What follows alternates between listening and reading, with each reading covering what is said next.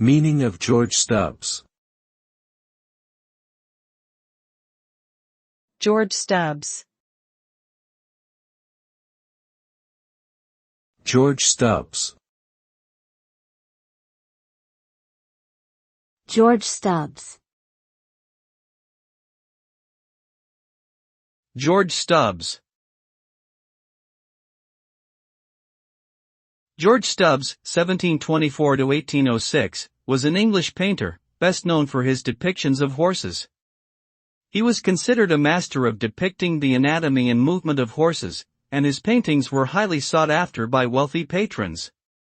Stubbs also painted other animals such as dogs, lions, and tigers, and occasionally worked on human portraits and landscapes.